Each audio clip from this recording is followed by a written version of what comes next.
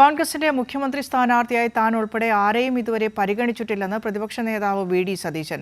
മന്ത്രിസ്ഥാനത്തെപ്പറ്റി ഉചിതമായ സമയത്ത് തീരുമാനമെടുക്കുമെന്ന് രമേശ് ചെന്നിത്തല പറഞ്ഞു.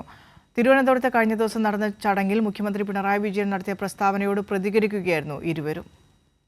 തിരുവനന്തപുരത്ത് രവി പിള്ളയെ നോർക്ക ആദരിക്കുന്ന ചടങ്ങിലായിരുന്നു സംഭവങ്ങൾക്ക് തുടക്കം.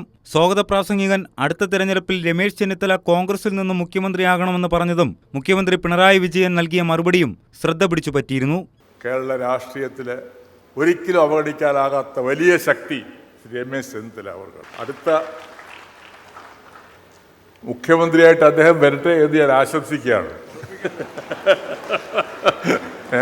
വി.ഡി. സതീശൻ സാറ് പോയോ? പക്ഷെ ഒരു പാർട്ടിക്കകത്ത് വലിയ പ്രശ്നങ്ങൾ ഉണ്ടാക്കുന്ന ഒരു വലിയ ബോംബാണ് അദ്ദേഹം പൊട്ടിച്ചത്. എന്നാൽ രമേശ് ചെന്നിത്തലയെ അടുത്ത മുഖ്യമന്ത്രി എന്ന് പരാമർശിച്ചതിൽ രൂക്ഷമായാണ് വി.ഡി. സതീശൻ പ്രതികരിച്ചത്. കോൺഗ്രസിന്റെ മുഖ്യമന്ത്രിയെ കോൺഗ്രസ് ഉചിതമായ സമയത്ത് തീരുമാനിക്കുമെന്നും നിലവിൽ ആ സ്ഥാനത്തേക്ക് ഞാൻ ഉൾപ്പെടെ മറ്റാരുമില്ലെന്നും വി.ഡി. സതീശൻ പറയുന്നു. ഒന്നാമത്തെ കാര്യം എന്ന് വെച്ച് കഴിഞ്ഞാൽ കോൺഗ്രസിൽ ഞാനടക്കമുള്ള ഒരാളും മുഖ്യമന്ത്രി സ്ഥാനാർത്ഥിയല്ല. അതിന് കോൺഗ്രസിന് അതിൻ്റെതായ രീതിയുണ്ട്. പിന്നെ മുഖ്യമന്ത്രി എത്രയും തമാശ പറയരുത്. ഞങ്ങളുടെ പാർട്ടിയിൽ മുഖ്യമന്ത്രി സ്ഥാനത്തെപ്പറ്റി അഭിപ്രായ വ്യത്യാസമില്ല എന്നാണ് രമേശ് ചെന്നിത്തലയുടെ പ്രതികരണം. ഒറ്റക്കെട്ടായാണ് മുന്നോട്ട് പോകുന്നതെന്നും ചെന്നിത്തല പറയുന്നു.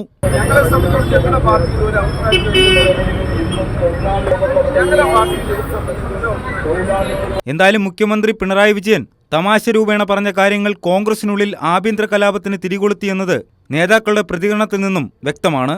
News desk Kairali news.